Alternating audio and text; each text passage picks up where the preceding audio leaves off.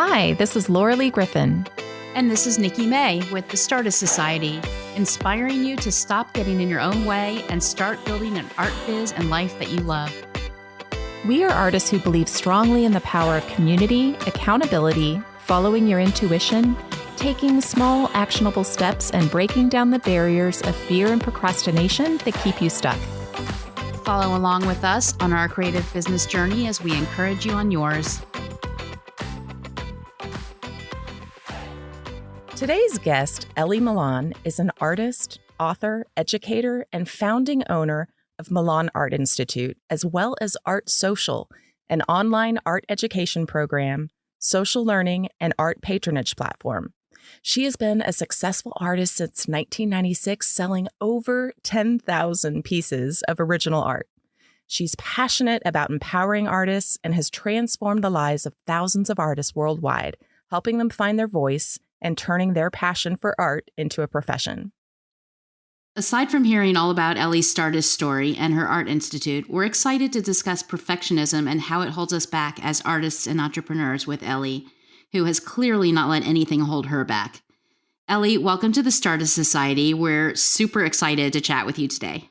Well, thank you. I'm excited to be here. Well, you've accomplished so much. Okay, you've sold 10,000 paintings, you've created an art institute and your own line of art supplies, you've written and published a book, you've generated an entire art-focused social media platform app, you have an art residency program. I feel extremely lazy right now.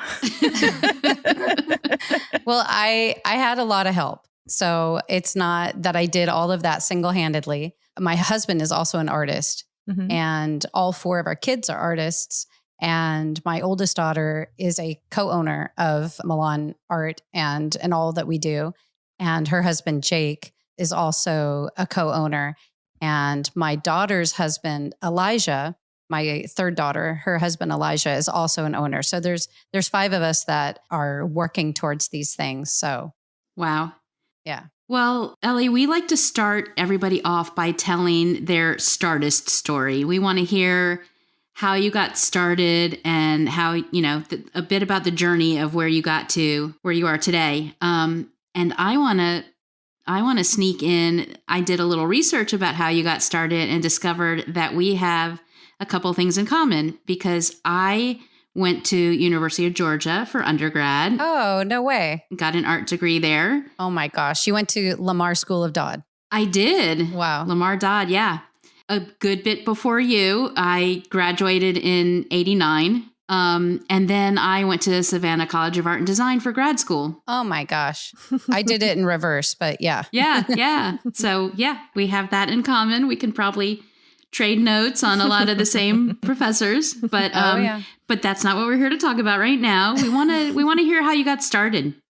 Okay, so I was not one of those kids that was artsy and in high school, middle school, I wasn't a standout in any way. I had a few friends who were, and I was kind of envious of them that they could draw. They were the ones that could draw a cartoon of anything, and everybody would admire it and go, "Oh, that's so cool." Draw my jeans. And I was not that kid. I was good at English class, history, those types of things. And I was starting to kind of consider, I had an older brother. He was already in college. So there was college speak around my house. And I was starting to think, what am I going to do with my life? What do I want to study in college? And I had no idea. And I realized I was okay at a lot of things, but I wasn't great at one thing. And about this time in my life, I started to kind of wake up spiritually, whereas before I had zero interest or inklings towards anything spiritual. And so for wherever I was at that time, I guess you could call it a prayer. I asked God, like, I want to be great at one thing. I don't want to be okay at a bunch of things. And about 2 weeks later or so, we had Betty Edwards. She had just published a book a few years before, or pretty recently, Drawing from the Right Side of the Brain. And I went to high school in Hawaii at a private school, and they had a huge endowment for the arts. And so they had Betty Edwards come in and do a workshop. Oh, wow. That's amazing. Yeah. And she was, talking about her book. And we went through these different exercises and just something happened to me. And only thing I can think of is just my right brain that was sound asleep just flipped on. And I was a very left brain person. Mhm. And that was the first time my right brain, I think, was that activated. Hmm. And I literally learned to draw overnight pretty much. And Wow. and my drawings weren't like outstanding, but it went from stick figures to actual rendering of form.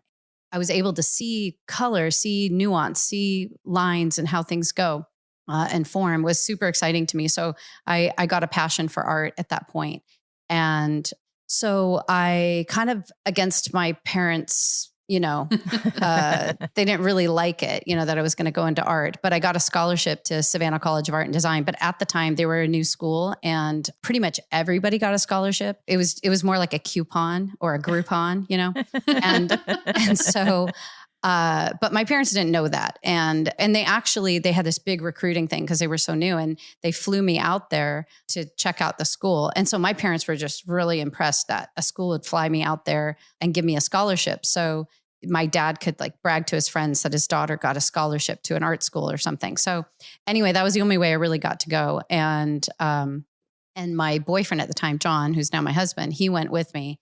And my dad really wanted me to marry a doctor, a lawyer, an engineer, something like that. Of course. That's going to take care of me.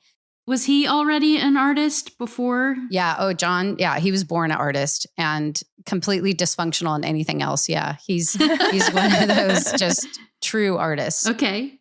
So yeah, my dad did not approve of him at all.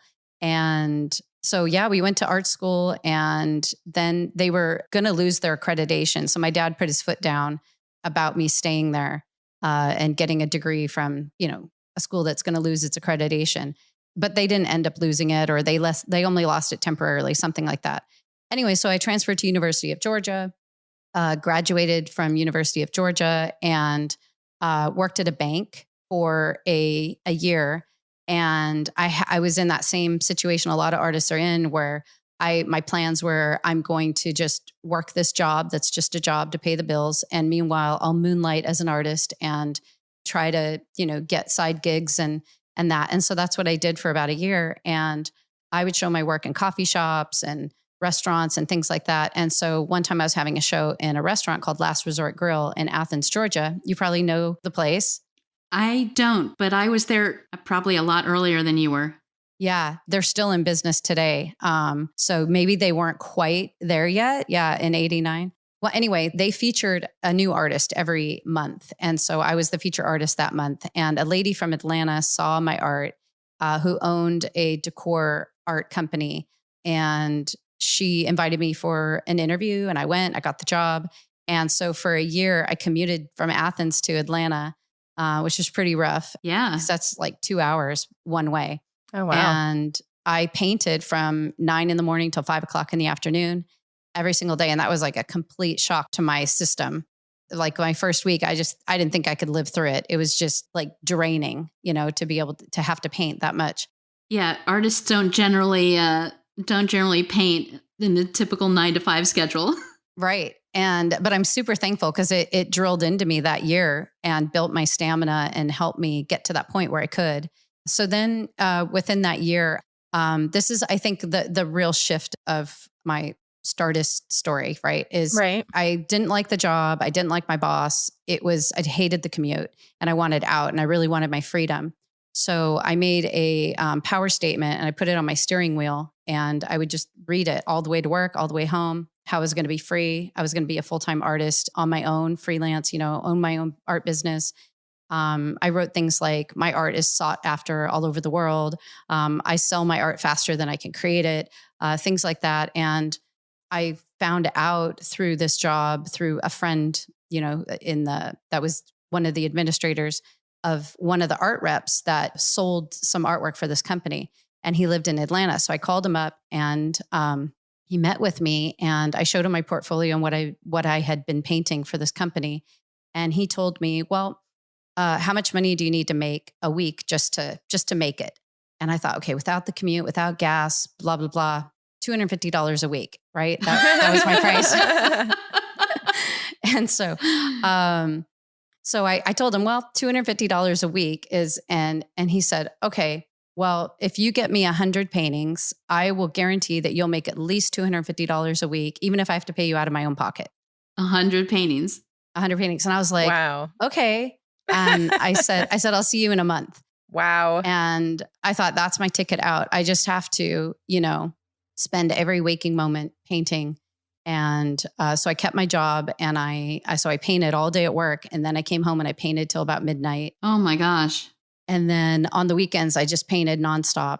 And, I produced 25 paintings a week on my own outside of my work, and got 100 paintings together in a month. And because I knew if I just did that, if I just got him 100 paintings, I was free. And so How big were these paintings? Different sizes, but a lot of them were on like half sheets of paper. Mhm. So 22 by 30. Right. Yeah. So they were like 1824-ish. Mhm. And some were a little bigger. And yeah.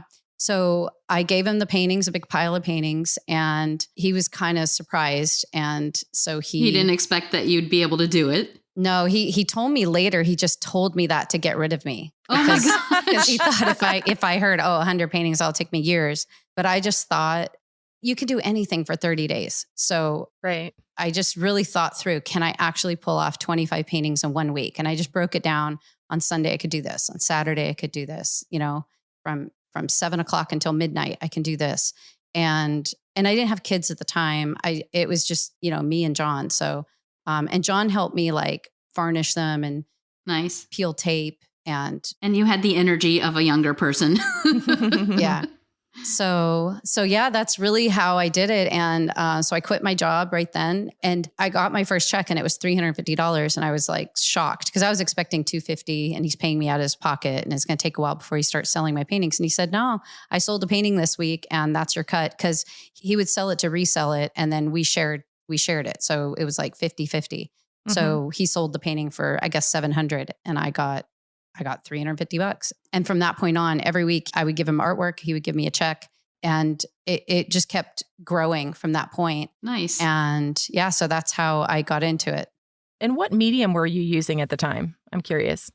It was a lot of mixed media. So it was acrylic and different like modeling paste and that kind of thing, some collage, but also oil. So some were oil paintings, some were mixed media. It was a whole, range. And did he give you any guidelines on what he wanted, or you could just paint whatever you wanted? I think he told me like when he went through my portfolio, he was like, yeah, I can sell this. I can sell that. Don't do any more of this. This is more what I want. Oh, okay. And then I didn't have a lot of landscapes, but he told me that transitional landscapes is what's really selling, or what he can sell a lot of.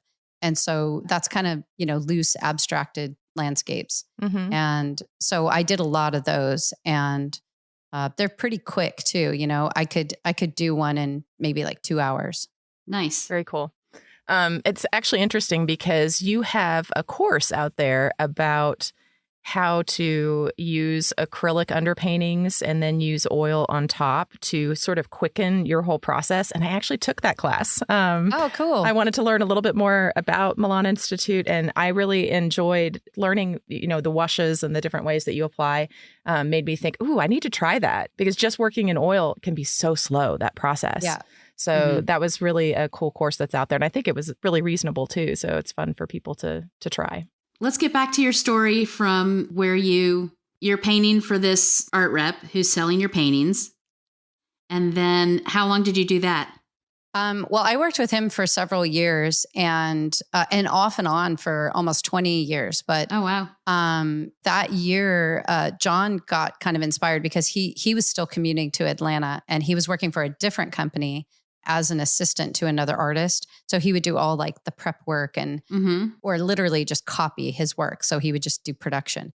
And he wanted out, and he wanted, free. And he saw that I was doing it, and that I was making more money than him. And it was like ready to go because he could work with the same people. And I had expanded to a wholesaler in the region in Atlanta that specialized in landscapes basically. And so I was working with two people, the rep and a wholesaler. And so John, he was able to quit his job, and then he started making more money.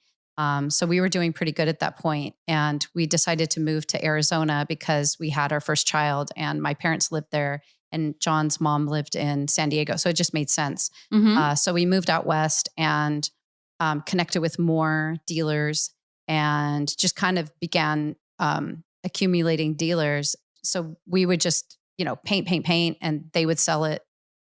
And it kind of created a draw on our work. And then I would say it was about 2005, there was probably one of the best dealers in the country that, or maybe the world that we wanted to work with out of Canada. And also he had a place in Toronto or Buffalo. Sorry, Buffalo. Toronto is Canada. Yeah. Okay. Buffalo is what I meant. And anyway, he told us one day, he came to our studio and he looked at our work to see if he wanted to work with us. And he said, I can see you guys are really talented, but I'm just waiting for you to make some paintings that are any good. Ouch. I was like, and so John's like, oh, what a jerk. I don't want to work with him. And I was like, all right, we got to work with this guy. Like those are fighting words. I'm going to make something he's going to sell. Did he give you any idea of what he would have considered good? Yeah, he wanted abstracts. And he was in a higher end of the decor market, kind of where collector and decor kind of intertwine or touch. And so he was looking for more edgy contemporary things than, ours were a little too old lady for him. And so well, that sounds like a good problem to have because then you get to explore more exciting possibilities in your work. Yeah, totally. And he was right. Our work just wasn't good enough for him. Honestly, it was because we were sort of stuck in this niche of. It was decorative. Yeah. And it was in this sort of, box of what we were selling. We had found a market and it was very lucrative in that market. So of course we just kept painting. Mm-hmm. We were capable of more, but we didn't have cause yet for that. So, so then I don't know, do you want me to, this is a kind of a cool story of how we ended up working with this guy. Yeah. But I don't want to talk too much about my story. I'm fascinated by it. Yeah, we'd love to hear it. Okay. So we were kind of in this slump. This guy had just told us, we weren't any good and we kind of saw it, or at least I saw it. And I couldn't get out of it. And you're in that trap of you're paying the bills, by making this art. So we just wanted a change. And we had, our 3 daughters at the time. So Dimitra, my oldest, is 5, 3, and 1. And we decide we need to just change things up and we're going to move to Greece. Wow. Yeah. And we just needed something. So we decided we're going to move to Greece for 6 months, live there for 6 months. At the time, the visa was 6 months, and rent an apartment and just be artists there and till we get inspired or something happens. Why not? Yeah. And we kept trying to make these abstracts and both of us were just terrible, just couldn't do it and just couldn't get it down, couldn't manage it. We even tried copying some abstracts to figure it out. And we just kind of resigned ourselves to, we're not abstract artists. We just don't do that.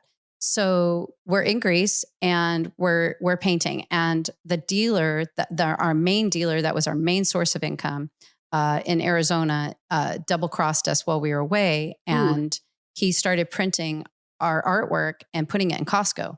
Wow. As prints, and not even asking permission, number 1, and number 2, not paying us. Oh my gosh. Wow. Yeah. That sounds like a lawsuit. Yeah. So we're getting phone calls and emails and messages from friends. They're like, yeah, I saw your artwork in Costco. Like, what? So we called the guy and we're like, what are you doing?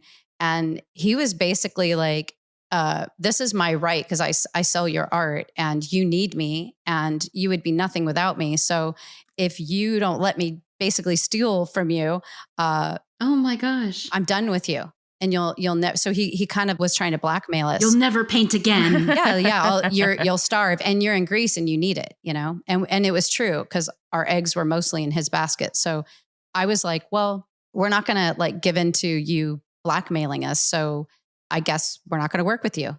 And, we'll deal with what you're doing, when we get back. So anyway, our income just died right there. Nothing. Wow. And we're in this foreign country. It's not like we could go wait tables or something to make things happen. Right. And so anyway, we were in a little bit of a pickle and finances were not good. And we still had like 3 months left on our trip. And so one day, Dimitra came in, my 5-year-old. And in the back of my mind, I'm like, I want to work with that guy in Canada. That's our ticket into, this is almost like an invitation. This is doors closing, which is what we wanted, honestly, just not in that way. And we wanted to go up a level. So, right. But we just couldn't do abstracts. We were just terrible at abstracts. So anyway, Dimitra came in one day and she said, "Oh, Mommy, can I paint?" And I was like, "Yeah." And I had an acrylic palette with some paint left over on it. And we had like a floor of just cruddy paintings because we kept trying, Mm-hmm. And I said, "Just grab any painting off the floor and go ahead and paint on it." So she took this painting that was like a beach scene of some guy looking out over the horizon. And she just started painting on it. And she's using her hands and she's just kind of all into it. And I looked down after a few minutes and I'm like, "Okay, stop. And I took a picture of it and I sent it to the dealer in Canada. It was an abstract. And I sent it to the dealer in Canada and I said, "What do you think of my new work?" And he loved it. And he's like, "If you send me 20 of those, I'll buy them right now." And so child labor began. Yeah. So exactly. So I went to Dimitra. I'm like, "Okay, Dimitra, you did such a good job. Here's some paper, and we look and she had drawn the clothing line, because everybody in the city puts their clothes out on clotheslines, and so she's drawing like little dresses hanging on clotheslines with like little polka dots in the dresses and all these like kind of little kid versions of buildings. And I was like, "Okay, that is not this painting." So I was like, "This isn't going to work." And I was like, I'm a professional artist. I'll just copy exactly what she did. And it'll like, I can just start with the copy. And then once I figure that out, I can maybe make a spin off of it and I'll figure it out. So I tried to copy it and it was terrible. It was just, I couldn't do it. And so John's like, "Pass it here. I'll fix it." So I pass it to John. He works on it. And I'm like, "It's a little better, but it's still bad. Give it back." And so we passed it back and forth many times. And then we finally had 2 paintings that looked like it was done by the same artist. And so I was like, "Okay, let's try it again." And so it took about 5-6 paintings of collaborating, going back and forth before we could actually do it. And the interesting thing is we had tried so many times in the past to collaborate. But we never made something better together. At the end of it, we were like, "I kind of like my own paintings better than this." So we didn't really collaborate well, but this was our only way we were able to reproduce what my daughter had done. My 5-year-old daughter had done is through collaborating. And so we put 20 paintings together and sent them off to the dealer, and he bought them all and sold them immediately. And then that's amazing. Yeah. And then it was just like, from that point on, I think for like 8 years, we worked with this guy and we probably sold him over 20 paintings every single week. Wow. Yeah. And so we were producing just probably like 80 paintings a month, 80 to 100 paintings a month, which is kind of ironic because that's how I started. Right. Except now John and I are doing it together and we had a process and it was just kind of, just knocking out lots of work. But that really got us out there and more known and able to, be in all kinds of galleries. And so it was good. That's a great story. Do you still have a photo of the original one that you did with your daughter? Yeah. And you know what? I just found 2-3 days ago, I was going through old photos. I just found the painting that we did that supposedly looks just like it. I would love to see those 2 paintings. Yeah, I have. Can you share those with us? Yeah, I can send them. Yeah. Amazing. Yeah, that'd be fun to share in the show notes. Definitely.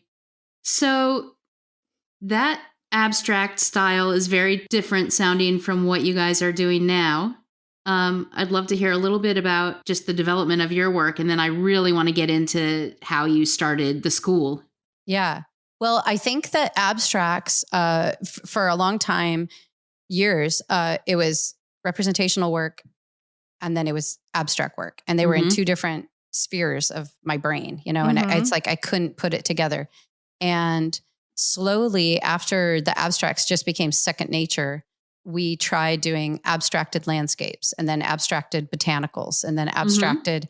So we kind of developed this language of sort of abstract realism where there's this portion that's rendered out very realistically. And then as the edges sort of go into the background, it fades into abstraction. And you can kind of see this coming and going of the abstraction. And that took a long time to figure out. I mean, I think that's probably one of the most difficult ways to paint. At least it was for me. To make both ways work together well. Yeah. And not look like this and that, or right. a realistic thing plopped onto an abstract background. Right. So that kind of dominated John and I's collaborative style for years. And we still collaborate and paint that way. In fact, that behind me, that's kind of that idea. You know, those are collaborations. Nice. And then 4 years ago, I just told John, like, I just really want to make, because I was teaching all these artists how to find their own voice. And I was like, you know, I don't even know if I know what my own singular voice is. I know what my voice is with John, but I don't know what my voice is. And it started to kind of feel weird to me that, you know, like I'm, you know, a pretty strong minded person. And I was thinking, it shows. Yeah. I was thinking that's so weird. Like, what kind of example am I if I'm like, I know my voice with my husband? You know, it's like, I don't know. I felt like almost like a hypocrite. And so it was really interesting about 4 or 5 years ago, as I'm teaching this whole, you know, group of artists how to find their voice, I was going through it with them. And I was telling them, you know, I'm finding my voice right along with you. And I'm going through the same exercises you are, because for all these years, I've just painted collaboratively with John. And that was the year John took the mastery program. So that's one of our programs, our 1-year program in our school that teaches artists how to have a profession as an artist. And a part of it is finding their voice. So John, that same year, was finding his voice apart from me. And so it was such a wild year. And I was shocked at what came out of me. And it ended, I used to make fun of, well, to myself, inside of myself, I made fun of, what do you call that? That kind of fantasy art. I didn't like fantasy art. And it was like a genre, like almost like, I don't know. What are those movies that are futuristic, sci-fi, that are kind of cheesy? Yeah. Like sci-fi movies. It was like that kind of like how sci-fi is to movies. That's to me, fantasy is to art. So I didn't like it. I just was repulsed by it.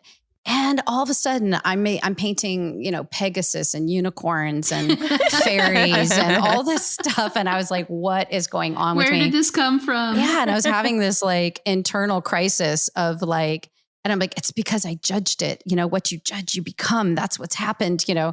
And then I just connected the dots, you know, of, you know, where it all came from. And the years I spent on my dad's lap, listening to his stories about Greek mythology. And he would tell me about Pegasus, and I would imagine myself riding Pegasus and racing through the stars, and just all those stories just captivated me. And I found out I was Greek, and I didn't think about modern Greece because I didn't understand that as a kid.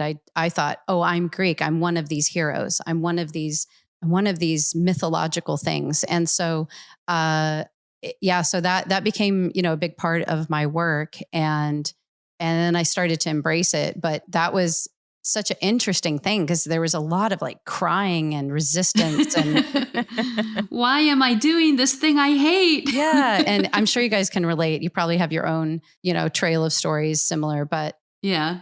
So that's kind of how it's really like a lot of it's self-acceptance and embracing who you are and, you know, connecting the dots of what your superpower is and your destiny and all those things. And so it really began to make sense for me. And so now I guess the place I'm at right now is I do both. I have my own work that has its own distinct style. And so is John. And we also collaborate. And so we have kind of between us 3 different styles that we're working in. Nice balance. Very cool. So talk to us about how you got the school started. So when you're finding your voice like that, it sounds like the school is already established because you're teaching, John goes through it. But where in the process did you start it? How did you start it? How did you grow it? Yeah, it was, well, I've had a sort of a vision since I was 19 in art school of, I saw a movement in art, and it wasn't like an art movement within art, like impressionism or, minimalism or something like that. Like all the other art movements, this was like an art movement that hit the earth, like it's touching government, it's touching hospitals, it's touching education, it's hitting every facet of society. And it was like a renaissance. Like you couldn't deny art. It's everywhere and everybody's an art collector and art is it. So I saw that when I was 19 and I knew, I was going to get to live this out. And this was going to be, what happens during my life. But I could never really see how does this work? When am I going to see that? And how do we get there? How do I get there? In 2009, we moved to this property, and it was it was on acreage, and there was a big 2,000 square foot multi-purpose building. And I thought, okay, that is like a dream studio, but we needed about. Where was this? In Arizona. Okay. And we needed about $25,000 or so to finish it out because it was just a shell of a building and no AC, nothing. And we didn't have the money because that was after the crash in '08 and just things were pretty tight. Anyway, it was like this building kept teasing me and looking at me every morning while I painted in, a hot, dusty garage or a spare bedroom or something. And so I was kind of frustrated because I kept asking, God for the money, and nothing seemed to click or happen. And so one day I was just like, all right, obviously I'm not getting the money for this, and that's not what I'm supposed to do. So I guess this building will just sit there on the property. I was like having kind of that moment, like, God, do you even exist? Like what, how come you're not answering anything I'm asking for? Where are you? So I was like, how about this? Just to see if you're still real, tell me what you're going to answer and I'll just pray that, because this isn't working. And so I was just kind of quiet and just listening. I was sitting in my kitchen, and all of a sudden I heard the words, I'm ready to give you your art school now. And I was like, what? I don't even want an art school. Like, where did that come from? It was not at all it wasn't anything I wanted. It wasn't a desire. It was nothing I had planned. It was, I'm an artist and I just go paint. And so I was like, what is that? And so I thought, all right, well, okay, give me my art school, but with it, the desire to have one, and gosh, like the knowledge, like I gotta know how to pull this off. Like, I don't know how to do it. And I'd really never taught before. It was way out of my league. And so that was just kind of like a weird thing. And I tell John about it, and that was about it. So John's the only one that knows this strange experience. Okay. So I got an opportunity to go to Ukraine to teach. Huh. And so to teach at an art institute there for free. It was volunteer work. And so I'm like, well, I'm going to do that because it was kind of on the heels of this other thing. So I was like, that seems to fit. Get some experience. Yeah. So I go to Ukraine, do that. I'm gone for like 2 weeks. My mom is picking me up from the airport, and all she knows is I'm trying to get 25,000 together to finish out this studio. That's all she knows. And so she picks me up from the airport and she goes, you are not going to believe what happened while you were gone. And I was like, what? She said, well, $26,000 fell out of the sky for you. Not 25, 26. And I was like, what? I have $26,000. And so it was this like convoluted thing with an inheritance. And wow, an unexpected inheritance thing. And I was just shocked. And of course, immediately I connect all the dots. And I'm like, all right, art school, Ukraine, 26,000 falls out of the sky. And then as soon as we got working on the building, which took about 2 months to complete, as soon as we got building it, I had a friend call me and she said, I have a ladies group that is dying to learn art. Have you ever considered teaching art classes? And I was like, well, no, not until very recently. Yeah. So that was my first art class, was these ladies. And we did like a 3-day workshop, and it was scheduled like basically 2-3 days after the building was complete. And these ladies painted in my studio before I ever did.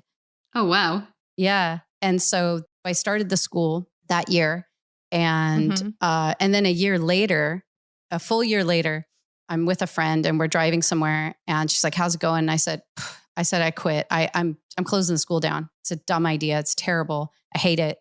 And she's like, "Why? Why are you?" And I said, "I have 5 students the whole year. I've had 5 students." And over the years, so many artists would ask us, "How are you doing it? We want to learn. We want to learn from you." But I didn't have any kind of platform or way to teach them. So I thought the school makes sense. But I had 5 students. That's the only people I could get to learn from me. And she's like, "Well, don't quit. What happened to, this is God's idea and whatever." And I was like, "I don't know. I think I made that up. I have 5 students. Nobody likes my school." And she's like, "Well, send me your website and I'll look at it, and maybe you're doing something wrong." And I was like, "Oh, I don't have a website." And she's like, "You don't have a website?" Ding, ding, ding. She's like, "How are you going to have an art school that anybody takes serious without a website?" And I'm like, "Yeah, I guess I should have a website." And What year was this about? 2010, at the end of 2010.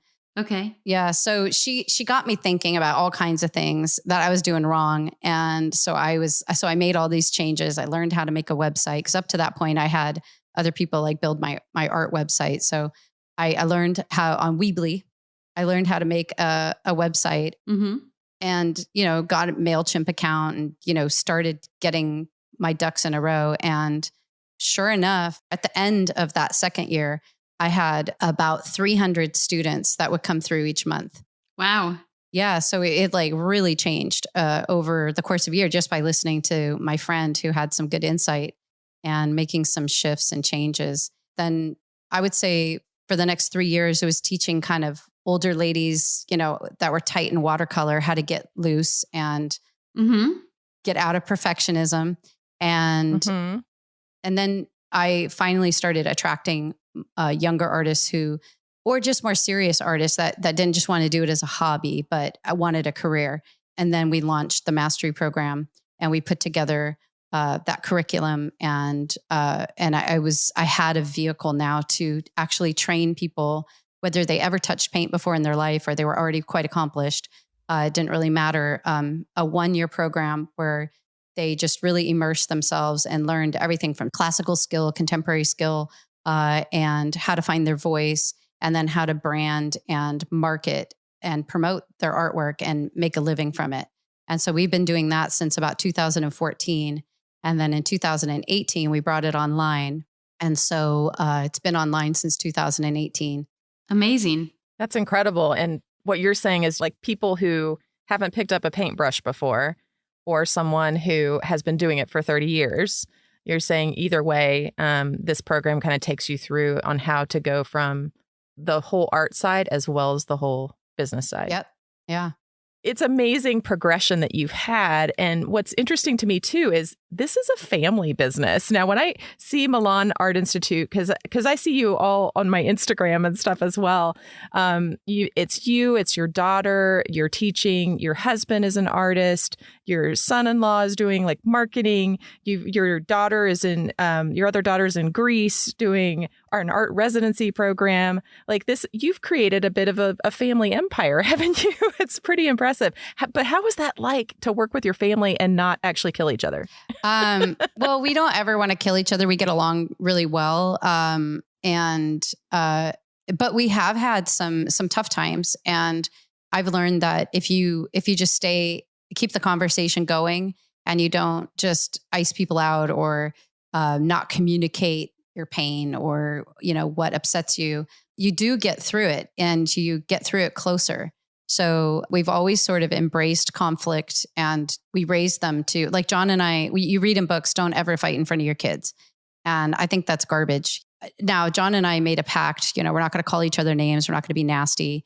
We're not going to degrade each other or, lash out, but we argue and fight, and not in a personal, attacking way, but in a, we're not on the same page here, and my way's better. And no, my way's better, that. And it's healthy for kids to see the resolution and to see you kiss and make up and to see you, get through it, because it teaches them how to deal with conflict. In a healthy way. Yeah, in a healthy way. So, and you just basically discuss things, and just talk about it and keep talking until you come to an agreement, until there's resolution. So we it's not like we haven't had conflicts or difficulties, but we just keep the conversation going, keep talking them out. And so, yeah. And now I would say we're in a really good place. Of course, as you're growing and as you're trying new things, and, we moved from Arizona to Georgia and then to Florida, all those transitions, conflict arises and you have things to deal with. But I think just we're very bonded and we love each other and we respect each other. So even though we don't always agree and there is conflict, sometimes we still stay friends and we still respect each other. So I think that's important, and not to have the expectation that you have to always agree. Yeah, absolutely. And Ellie, I have to admit, the first time I saw Milan Art Institute, I totally thought it was in Italy. Yeah. And then I was like, oh, wow, this is like, and then I realized it's your name. Yeah. Yeah, it's kind of a good thing and kind of a bad thing. Yeah. Yeah. Wait, it's called Milan, but they have a place in Greece? Yeah, right. Tell us a bit about so you had the mastery program, and where did Art Social come in? How do they relate to each other? And where did the Greece residency come in? Yeah, so Art Social is kind of an interesting thing. I would tell people in the mastery program, from years ago, from, I don't know, 2015, 16, when we were in the marketing section, and I would be telling them, guys, like, you got to think bigger than what the social media is today. This is what it is today, but 10 years from now, it's going to be very different, and you're still going to be an artist. Mm-hmm. So you have to think outside of just Instagram or, a Facebook page. You have to think holistically about social media and try to anticipate where things are going. And I would tell them all the time, the future is a decentralized social media. And you can see now it's going that way. Facebook and Instagram Zuck's not going to have a monopoly on all things forever, because everything's moving grassroots and everything's moving decentralized. So, if you're, an influencer and you have a message and you have something to offer and something of value to give, you're going to have your own social media, and your followers will be on your social media. And what will keep it all it's almost like Facebook pages, but all over the internet with different platforms. Mm-hmm. And what will keep it sort of in unity is everybody will kind of tap into a central messaging and notification center. So if you're on this social media or that social media, you'll get all your notifications and messages sort of in one place. And I believe that's coming as things get more decentralized and there's more social medias that come up. So simultaneously, we were experiencing with Kajabi. So Kajabi is how we used to run Milan Art Institute. Mm-hmm. And we basically maxed out all their tagging system and their CRM and just everything. They couldn't handle the volume that we were doing. Wow. And so so it was just constant struggle, and we couldn't really find something unless we built something from scratch. So since we have one of the owners is Ukrainian, my son-in-law, he has a lot of connections with tech people in Ukraine. We just decided let's capitalize on that and build out our own social media platform from scratch, so that whatever we can imagine, whatever we want, if we wanted to build out a whole critiquing system, which we're in the process of doing, we can do it.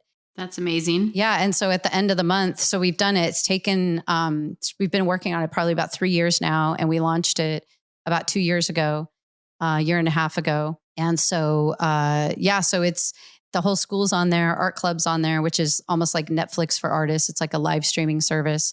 It has its own reality show, The Outstanding Artist, and then the social media. And at the end of the month, we are launching our first way of where people can sell their art on there. So when we're not taking any percentage or anything, and we're not responsible, but we've provided a mechanism where you can sell your art on there. And so we're excited about that. That'll launch at the end of the month. We've also built out a live streaming auction service. Oh, wow. And so we're going to start small, where we're running our own auctions with our art or our graduates' art. And we also have an online gallery so that our graduates are in, not all the graduates, but the people in the gallery are our graduates. And so Gotcha. So we'll just start selling their art, and working through sort of a marketing system for these auctions. And our big picture idea is to teach and train artists, but also provide opportunities for them to sell their art beyond just, what they learn from us and applying it, out there. We want to also provide actual opportunities where they can sell their work. Which is amazing, the support, because so much I think of what happens is people do leave a program or a school or something, and it's kind of like, now what? Now what? And if they can't get traction on whatever platform they're trying to sell their art in, then it feels a little defeating, right? So being able to have an opportunity now to sell work in a supportive way is really fabulous. And a common language. So like the benefit we have is let's just say somebody graduates and they want to take part in some opportunity.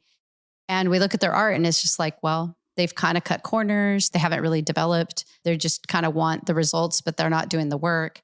We have language now because they went through the mastery program, and we can say, hey, your skills here need work. Your voice here is very derivative. You have to do the things we taught you to do to get deeper in that and really come up with something that's your own unique voice.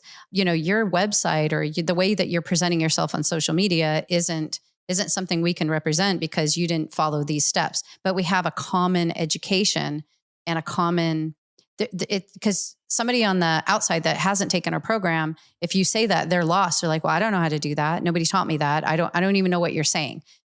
So that's like a huge advantage that we see, where we can get the caliber and the level of art, pretty high.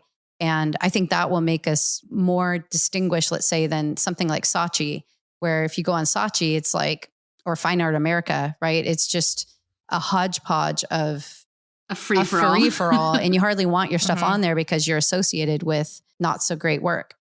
Right. Wow. Now, you also have a mentorship program too, that if people graduate, then they can, if they do need some additional assistance, that they can get hooked up with a mentor? Yeah, we have a lot of different kinds of mentoring. So basically anybody can get mentoring right now. You don't have to be in our program.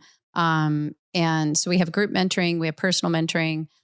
We have just like a one-time one-on-one call, and all the mentors are professional artists. They've all gone through the mastery program. They're all actively selling their work, and they're trained. And so it's really good mentorship, and it's kind of designed for people going through the mastery program if they want that sort of extra help and not just kind of do it all by themselves. And then, of course, like we have a graduate group mentoring that I'm pretty active in. In fact, I just did a mastermind yesterday with the graduates where we were, talking in Zoom, live there at like a discussion, and diving deeper into their portfolios and the work that they're producing, and seeing where can they push the envelope, where can they get more unique, more distinct, where can they kind of dive deeper in that. And so every month in that graduate group, there's like a challenge that we focus on. So maybe email campaigns is going to be the focus 1 month. And so everything we're talking about and teaching and diving into is about building email lists and selling through email. Then the next month, it might be creating video content and all the ins and outs to that. So that's sort of, once you've graduated, the mentoring option that's there, so that you can have a soundboard and people who are actively building their businesses and ways to group up and collaborate. Like if you find artists that kind of live in the same vicinity and you guys want to come together and do a pop-up and then run your pop-up idea, through the group, and we can troubleshoot. And it's just a great support and community to have with people that are all kind of rowing in the same direction. Yeah, sounds amazing. Now, I have a question for you. Because one of the things we wanted to talk about today is perfectionism and how it holds you back. So clearly, you've sold over 10,000 paintings. If you have perfectionism, you're not going to get to 100 paintings, maybe. No. And that's, I am somebody who struggles with that, I think, where I have a lot of perfectionism holding me back. I overthink everything. Nikki gave me a sign that says, let me overthink that. So how do artists, like you've done so much and you got past a lot of those types of hurdles, how do you keep perfectionism from holding you back? Yeah. Well, I think too, perfectionism is almost like a big wide net for a lot of things. And a lot of things people go through as artists aren't, I would say, actually perfectionism, but it kind of fits all under that one umbrella because it's a very, what's the word? It's a very noble label to give yourself for your issues. You know, I'm a perfectionist. I just want things perfect. Right. Right. That sounds really good. That sounds noble. And, you know, like it's sort of the catch-all excuse. And, and I'm not invalidating it because I have struggled with perfectionism. I have. And I feel like though there could be more, I don't know, from what I've observed through other people, because I've noticed that my perfectionism that I overcame is not the same as other people's. And then I'd see another one kind of pop up that was a little different than that one. And by working with all these artists, I've kind of realized there's three main kind of groups of or types of perfectionism. And I think identifying sort of the one that you struggle with is, and then there's things that we call perfectionism that I don't think are perfectionism. And it's like, again, just sort of a noble excuse for other issues. So anyway, within perfectionism, what I found, the one that I struggled with the most is expectation, that there's this outside expectation that's either real or imagined, and I'm performing for an audience. And so it's really the root of what I was dealing with was pride, because I wanted the affirmation, I wanted the accolades, I wanted to measure up to something. And the fear of not measuring up and not being enough and not and that I think stemmed from a very root cause of I didn't have value, I didn't have worth, I didn't know my worth, and I grew up feeling worthless. I grew up feeling like I wasn't valuable, and so I spent my whole 20s overcoming that, and I think that was the root of that perfectionism because I wanted to measure up. There's this expectation. I believe it's way up here somewhere. And others are holding me to that. And if I meet it, then I have value and worth, you know, but if I don't meet it, then I'm worthless. And I can relate to that so hard. Yeah. And you don't want to be worthless. So then you don't want to try, or you're kind of like, in that I'm about to start, I'm about to do it, but I can't. And so you get stuck and because you want to measure up, but you don't want to fall short. So you're just in this, agony. Yeah. Like if I never finish it and put it out there, then you can't tell me it's bad. Right. Yeah. And then I think there's another kind of perfectionism, which I don't think this, but I've seen other people struggle with it because I would talk about that from my own experience and people would just kind of be like, no, that's not it. Yeah. And so I was like, okay, well, there must be other things involved here. So I've noticed that some artists have their own expectations. It's not really from anybody else. It's not an outside thing. It's their own expectations. They just have excellence and they want it to measure up to how they envisioned it. And they can't let go of that vision and they can't hold that vision loosely. It's got to hit their own expectation. And they're very good at things. Almost anything they touch or do, they're great. They're really good at it. If they cook, they're amazing cooks. If they organize a party, it's the best party that ever happened that year. They're just naturally good at a lot of things. So their expectations for themselves are really, really high. And so those are the ones that kind of overwork. They're not having a hard time getting started, but they overwork everything. And that's so me. They spend way too much time on things and they're just not going to let go of. So far, I've got 2 out of 2. Shall we try for the trifecta? Yeah. So, and then I think there's a third one that I've seen that's kind of like the second one, but they have a vision, they have these expectations, but they really don't have the skills and they really just don't come close to that vision. And they don't realize that if they practice and they're willing to be bad before they're good, they'll get there and everything will be all right. So it's not that they have too high of expectations, but they can't live with the fact that their skills are at a level that they'll never hit that expectation. So it's sort of like, I'll quit before I even try because I know I'm not going to win. I know I can't do it. But the thing is that's everybody, you know, I mean, I have visions for myself right now that I don't have the skills for, or I don't have the ability for, but that's life. You have to work at things and grow and change and get better. And you don't let that stop you. And you don't let that stop you because we're all evolving and it's right. So the people who fall into that third category are the ones that let it stop them from even getting started. Yeah. And they won't even try it. Right. And they're the ones that'll say, oh, I'm too big of a perfectionist to do something like that. Yeah. Mm-hmm. Or they say, oh, I can only draw flies. I can't be an artist, you know?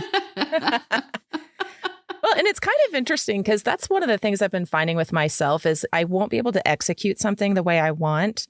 But now that I've gotten to a point where if I get through that really like ugly middle phase, in the last 5 minutes, it comes together. Like I could be working on something for 4 hours and in the last 5 minutes, it's like, oh, okay, now I like it. But it's hard not to stop in that middle phase. Yeah. Right. That's another thing is I think every artist struggles with the beginning, the middle, or the end. And I'm just like you. I get stuck in the middle.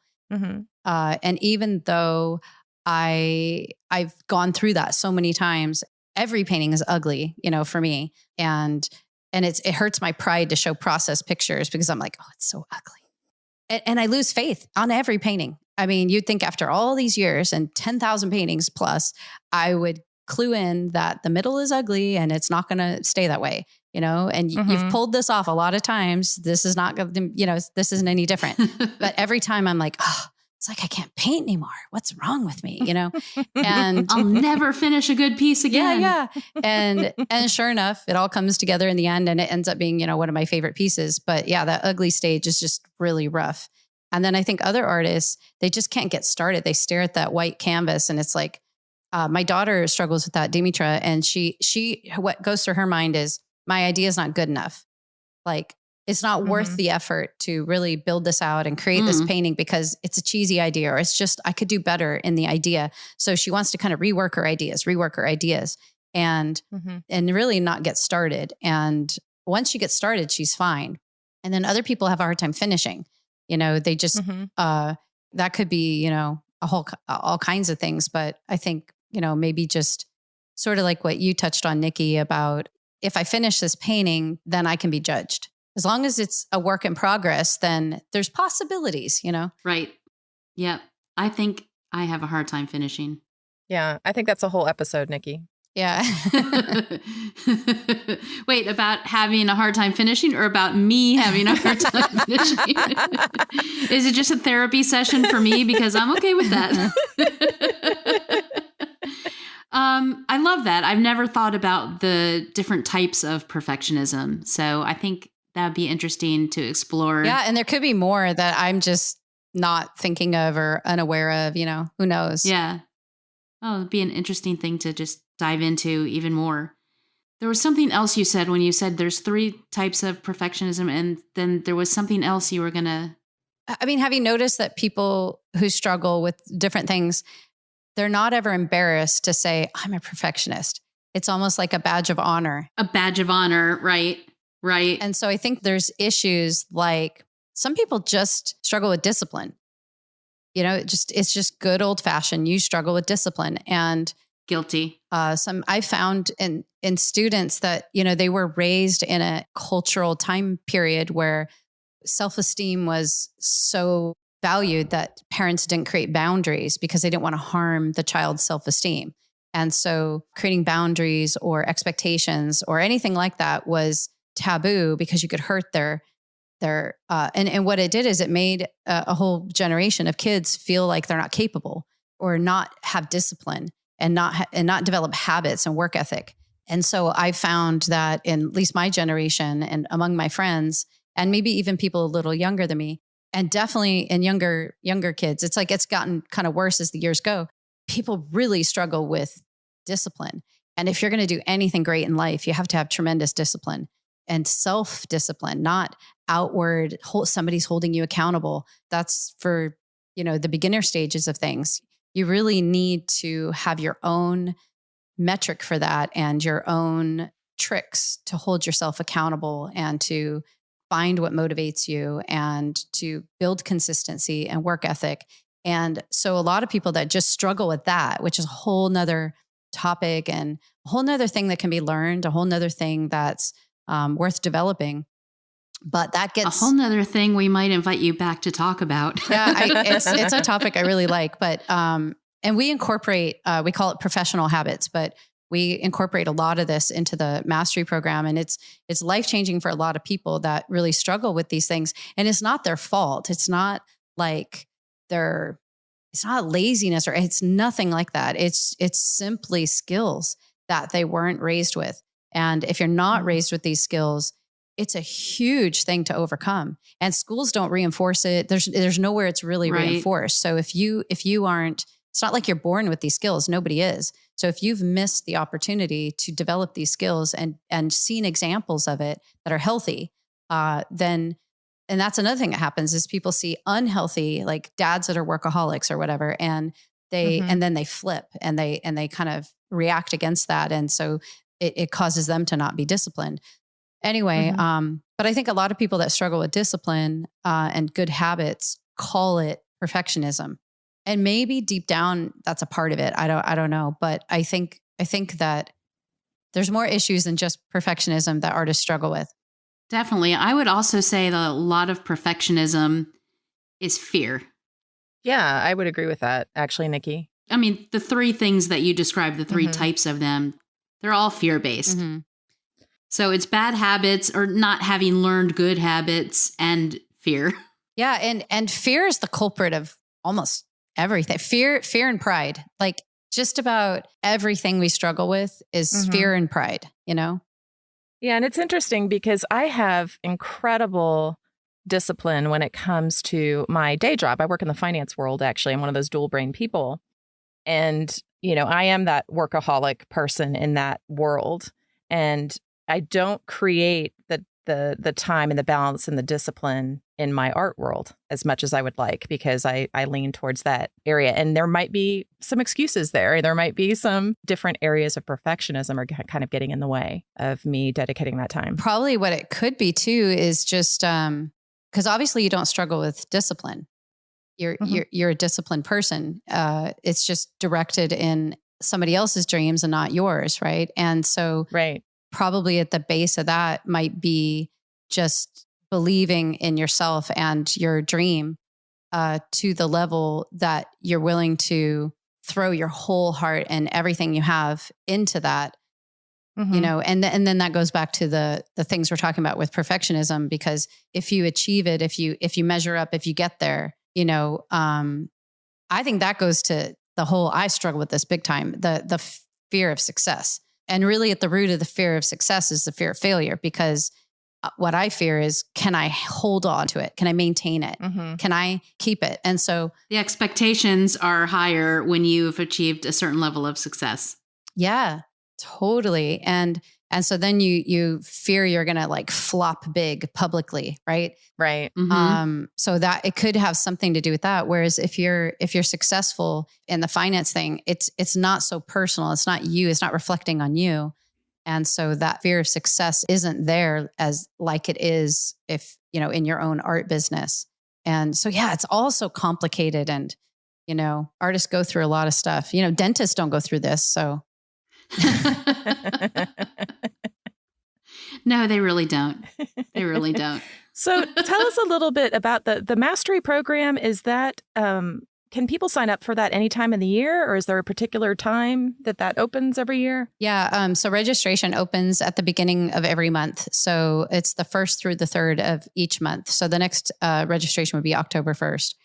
We do that so that there's sort of a group that you're going through and you have your community. A cohort. Yeah. A cohort. Yeah.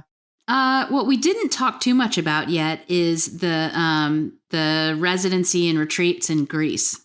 Yeah. Give us a little bit about that. Well, we've been doing art retreats in Greece for the last 12 years. And so almost as long as the school's been around.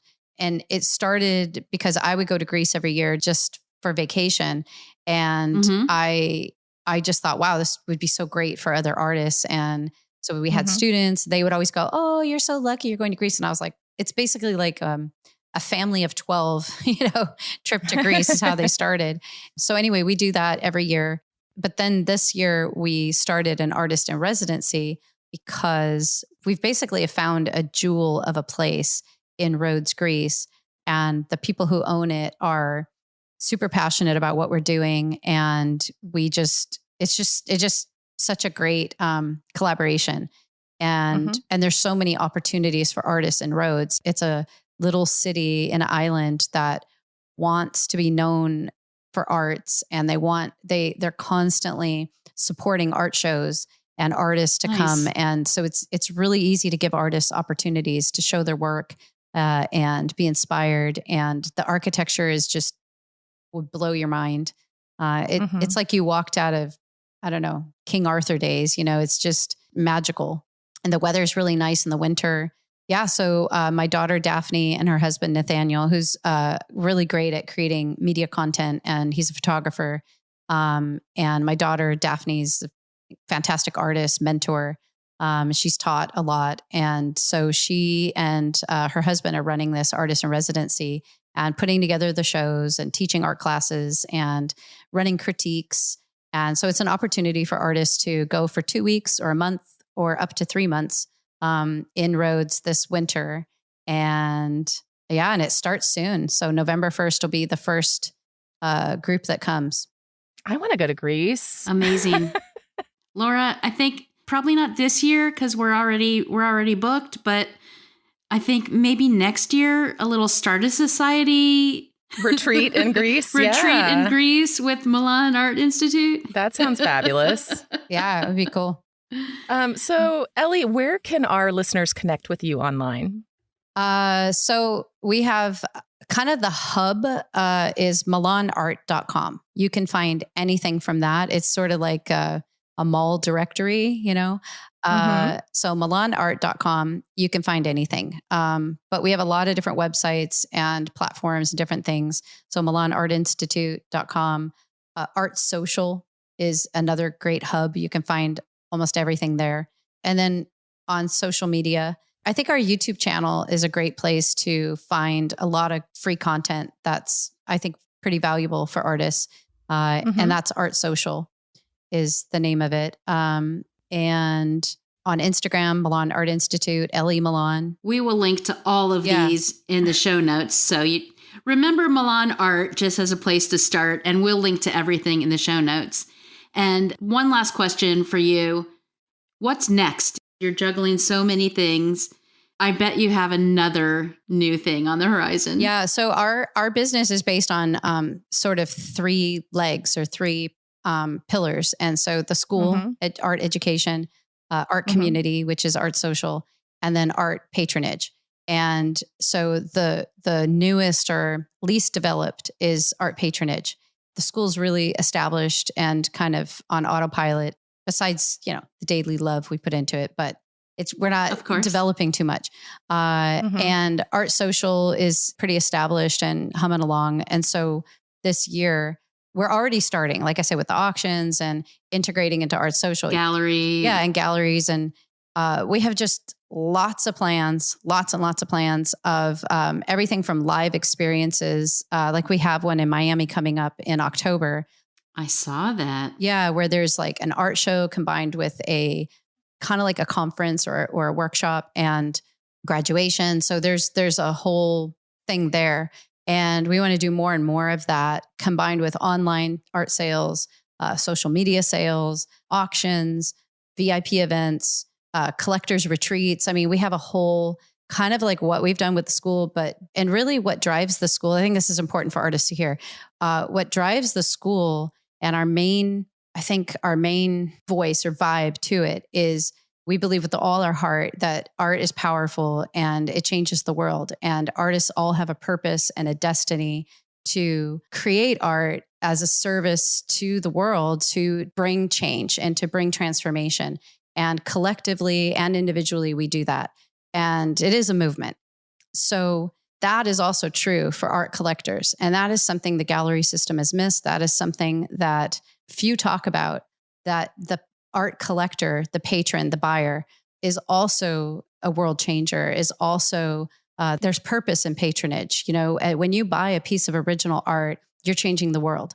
And people need that identity. They need that connection, that what they're doing is virtuous. What they're doing should be celebrated.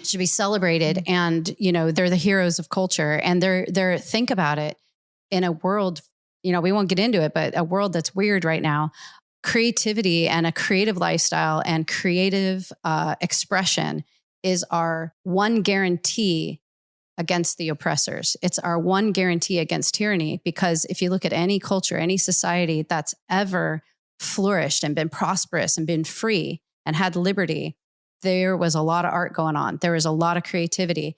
And conversely, any culture, society, or event where there's been tyranny or oppression, poverty, and difficulty, you don't see the arts free. Mm-hmm. So every time you buy art and you create art, you are guaranteeing our future prosperity, our future freedom. So our future. Yeah, our future. Exactly. So, and it's not just artists, because we can make all the art we want, but if it's not seen, circulated, there's not an exchange. Appreciated. It's like a trading floor. There has to be an exchange. And once that exchange happens, and the more times that exchange can happen, that's what guarantees the purpose. That's what guarantees what the art is all about, and sort of ekes out the future. So there's a lot of just as much purpose and destiny in art collecting as there is in art creating. And that's our main sort of message and platform for auctions and building community among collectors and connecting collectors with artists instead of leveraging it and keeping them separate. I love that. It's the circle, right? Yeah. It's connecting that circle of the patronage with the artist and providing the platform for that. So I'm excited to see how that evolves. Me too. It's beautiful. So Elli, we would love to talk to you for like another hour. Yeah. But thank you so much for being on the show today. This has been awesome. Yeah, well, thank you for having me. Yeah, it was a super fun conversation. I appreciate you both. It has been fantastic. To learn more about Elli Milan and read today's Startist Society show notes, go to startistsociety.com/Elli Milan. And that's 2 L's. In Elli, not Milan. If you've enjoyed today's episode, we'd love for you to share it with a friend. Sharing helps us reach more Startists like you and keeps us inspired to create new episodes. Thanks for listening, and we'll see you next time.